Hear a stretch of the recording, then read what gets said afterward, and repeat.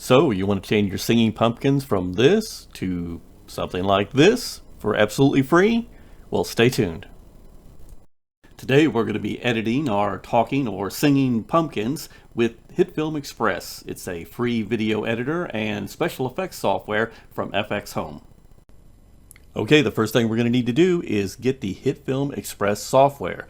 Now, if you don't have it, what you're going to need to do is go to a web browser and go to fxhome.com, and under products you're going to select HitFilm Express. That's their free software. There's also of course a pro version, and they sell other software too.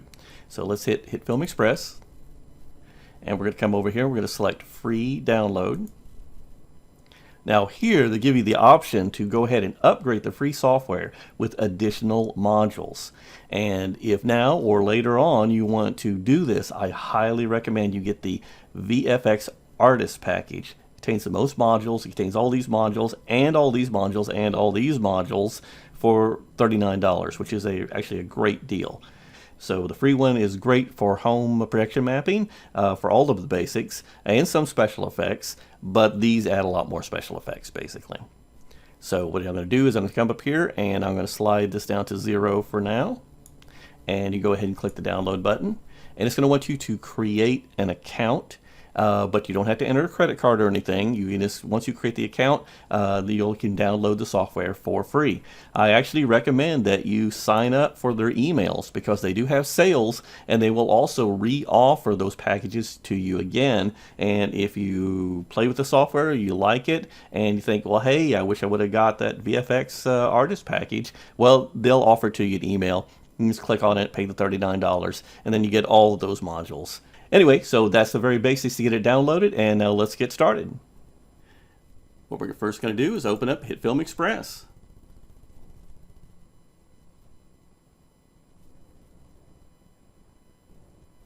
Now over here on the right, they always have a bunch of tutorials and news and stuff like that, but we're not interested in that right now. Check out those later.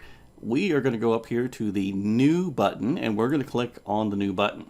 Now this is where you define the at least beginning specs of your project. You can always change these later, but for this project we don't really care about this because later on we are going to bring in a video and we're going to use whatever settings that video is at. So I don't really care what this is set to, so I'm just going to click OK so we can get started. Now this is the main HitFilm Express interface.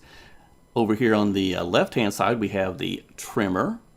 And this is where you bring a video in and you can only use part of it. You can actually trim it. So let's say you only want the middle 30 seconds out of a 3-minute video. You could do that in the trimmer. Over here we've got the viewer. This is the main window that we're going to see our project as we build it and change it. Okay, and then over here we have a few more items. Now yours may not have these turned on. I've turned these on just because I use them a lot. It doesn't really matter if they're here or not. We're not going to be using any of these today. Down here we have this little window and it's got a whole bunch of tabs in it. We got media, effects, controls, history, and we're going to only really use the media and the effects today. So we're just going to use these first two tabs. Now down here in the middle we have a really important tab, and this is the editor tab, and this is where you typically lay out your video and you put in like different chunks. You know how like movies are made of different scenes, right? So you would cut all of those together and put them all together, maybe with transitions and stuff like that, and build up your video. We are not going to be using this today, and the reason why is because we basically want to take a video clip and apply special effects to it. And when you apply special effects to a video clip, you typically do that through making a composite or composite shot. And so that's exactly what we're going to do. So let's get started. I'm going to use the import button here. I could also drag and drop our videos in here, but I'm going to use the import button. So I'm going to click that, and I'm going to select some joke-telling pumpkins. And here they are. Notice they showed up in the trimmer because it thinks, hey, you might want to use just part of this video. No, that's okay. I want to use the whole thing. So this is our whole thing video that we just brought in right here. And what I'm going to do is I'm going to make this into a composite shot to do special effects on it. So I'm going to right click and select Make Composite Shot. I could also press Control M, by the way. Now, it's automatically adjusted this to fit whatever our video is. Notice that the time now is like 49 seconds and a little bit over that, right? It happens to be still 1080p, 1920 by 1080 and 30 frames a second. But if this video was something different, it would be something different. So I don't want to change any of this. I want all of this to match the video. So that's just perfect. So I'm going to click OK. Now what's happened is you notice the screen has changed, and that's because we've created a new tab here, and this is our composite shot. The editor's still over here, and so is our composite shot. But we're just going to work in the composite shot today. Now, we have one copy of this video over here. But I want to make a separate video basically of each of these different pumpkins, and then we're going to layer them all together so they're rearranged in a new way. So the first thing I'm going to do is I'm going to right click on this one copy of the video, and I am going to go up here to duplicate. And by the way, I could press Control D also. Okay. And then I'm going to make one more duplicate, so now we have 3.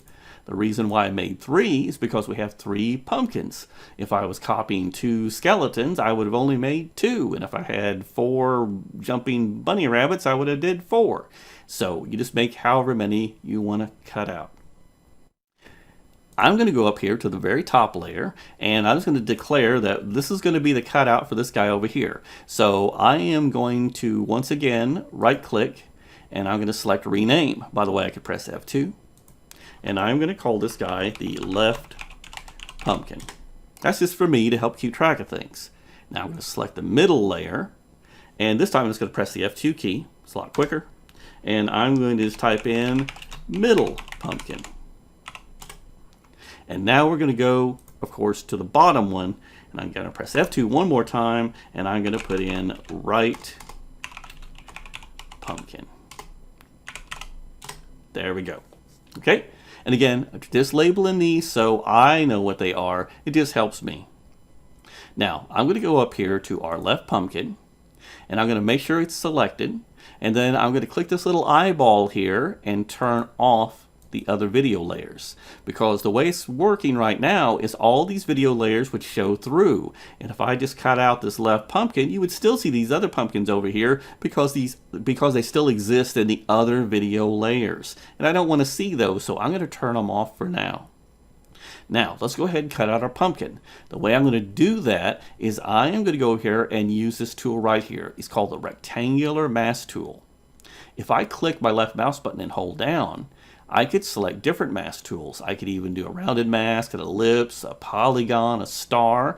And down here we have something called the freehand mask tool, which would allow you to draw any sort of crazy shape that you wanted, even like around a person or a toaster or whatever you wanted to do exactly. But we don't need anything that fancy. So I'm just going to use the good old rectangular mask tool. Make sure that's selected. It's going to highlight. And then I'm just going to draw around my left pumpkin. What I want to do, however, is make sure that it's big enough so when he moves his mouth around that none of him will be cut off, but not too big that you'll be able to see these other pumpkins over here. So I'm just going to kind of guess and draw about like that. Now to make sure that I did a good job, I am going to come down here to this big bar right there. See how it gets a little bit thicker right here? I'm going to hold down my left mouse button and I'm going to do what they call scrubbing through. I'm just going to use my mouse and drag through the video real quick to make sure that none of him disappears off the side and none of the other pumpkins appear in my box. Now what happens if you didn't draw this, right? Maybe you made it too small or too big or whatever. Well, look what happened down here. This is our top video, our left pumpkin. And it's opened it up automatically. This is how you open up things, right? But it's already opened it up for us and it's created a mask. Okay? If I don't like this mask, I can make sure that's selected, make sure it's highlighted, and I can hit the delete key and it's gone now, and that mask is gone.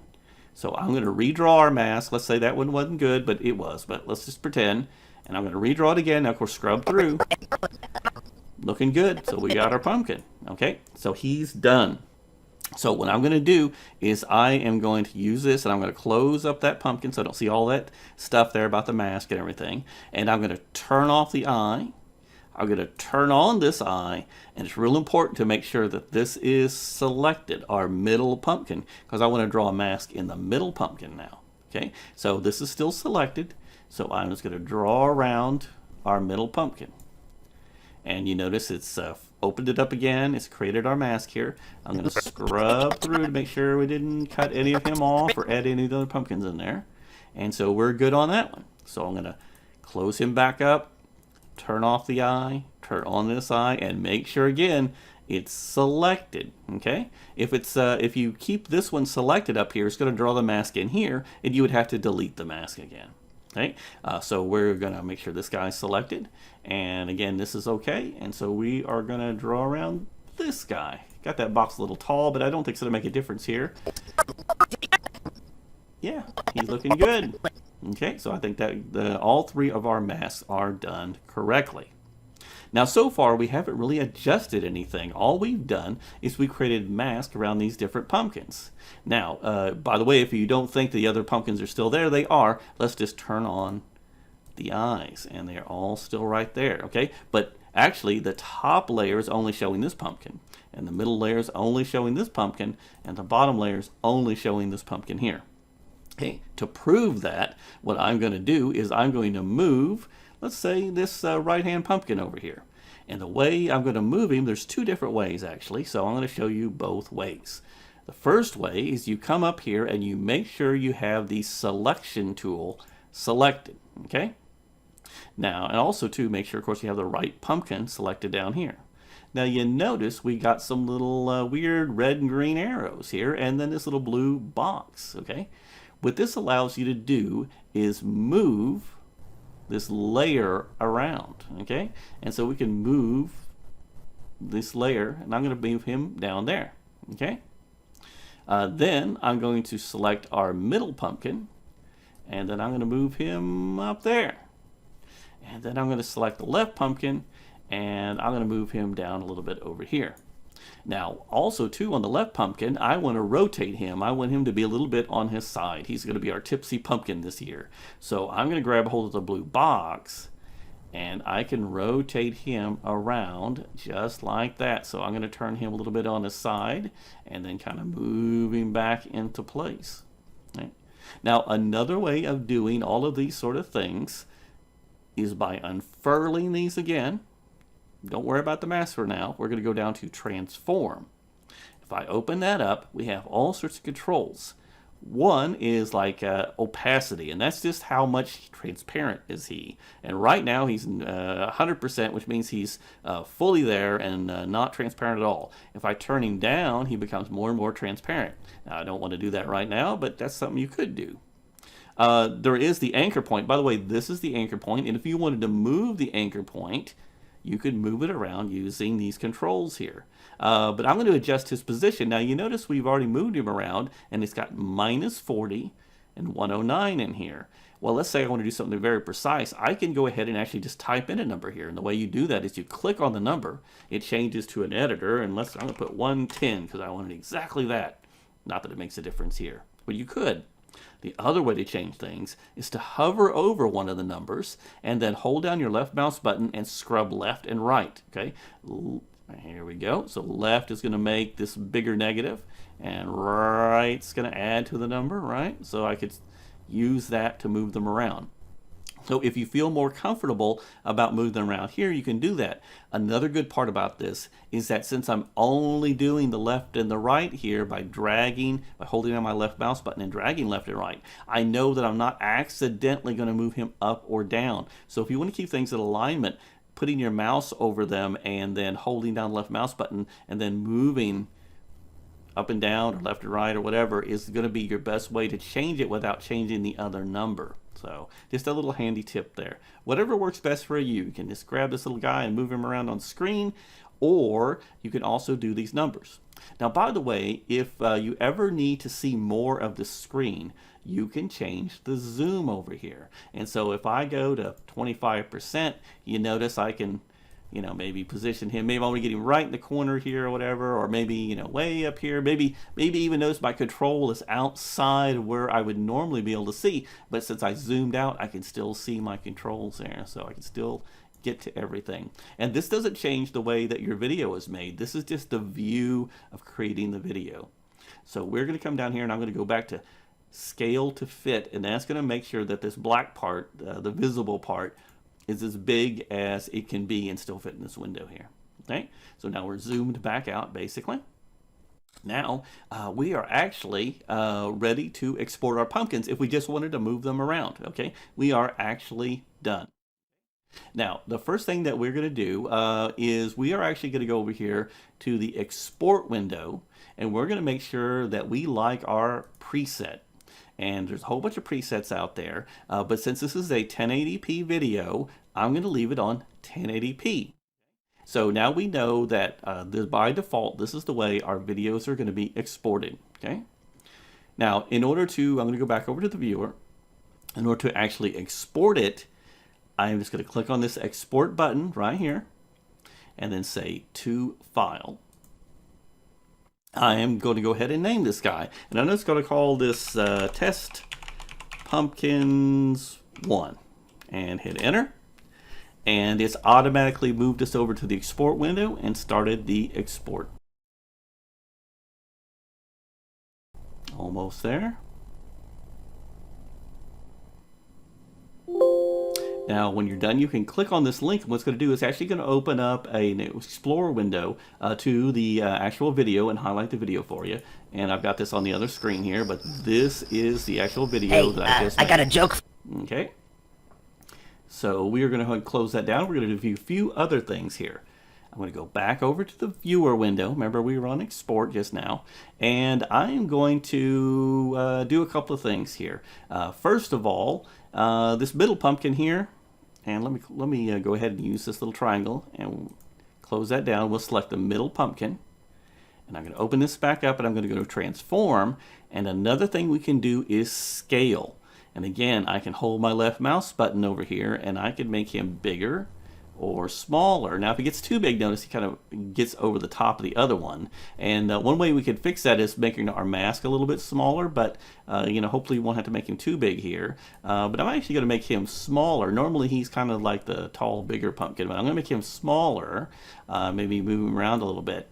And then I'm going to select our bottom pumpkin, and I'm going to open up transform, and I'm going to make him a little bit bigger. Looks like we need to move him around, make sure he stays on the screen. There we go. So now we have Tipsy Pumpkin over here sideways. What used to be a big pumpkin in the middle is now small, and what used to be the small pumpkin on the right is now big. And once again, I could just export that to a file. I'm going to call this test pumpkins 2, and off it goes, exporting once again. Okay, and now I've got my test pumpkins 2, and sure enough, notice this guy's small, this guy's big, this guy's still I got a joke for you. Now, let's go to viewer, and we're going to do one more thing to these. We are going to change the color of these pumpkins because, you know, orange is so Halloween 2020, right? So we need something new this year. Let's say we're doing a zombie apocalypse pumpkins, and so we are going to make these guys green. So here's how we're going to do it. I'm going to create a new layer, and you do that by clicking on this new layer button. And I want a grade layer. A grade layer is just a layer that's going to affect all the layers below it. So I'm going to click on the grade layer. Now, by the way, it needs to be the top item. If for some reason it's down here, you can grab it with your mouse and drag it up. That grade layer needs to be on the very top so it affects everything down below it. Now, what we're going to do is we're going to color this grade layer, and that's going to color all of our pumpkins down below. What we're going to use to color it is something called hue. And so I'm going to come over here to the Effects tab, and I'm going to search. That makes it easy. And I'm just going to type in H-U-E for hue, and we find hue, saturation, and lightness. And I'm going to drag that onto the grade layer, not to the pumpkins, onto the grade layer. I'm going to let go here, and you notice it's added one of these to my grade layer. Just like before, if you put it in the wrong place, just make sure it's selected, hit the delete key, and do it again. Now, I don't want to affect just certain colors or anything like that. I want to affect all of the colors, and so I'm going to go into the master, and I'm going to unfurl that open. And the easiest way of doing this is something called hue shift. And what I'm going to do is I'm going to hold down my left mouse button and I'm going to go left and right again, and I'm just going to see what different colors are available. Oh, we got some cool blues and purples and stuff. And if I come back over here, ooh, there's my green for my zombie pumpkins. All right, so you just slide it to left and right till you find the right color that you like. Okay, it's not an exact process, but it works really easily, so it's good to use in this case. And that's basically it. We can roll this guy back up. Don't have to, but just for neatness. And then if I come out here and click export one more time to file, and I'm going to name this Test Pumpkin 3. Okay, off it goes. May take slightly longer because the more effects that you put on your these items, the longer the computer is going to take, because it has to work a little bit harder to do all these different changes.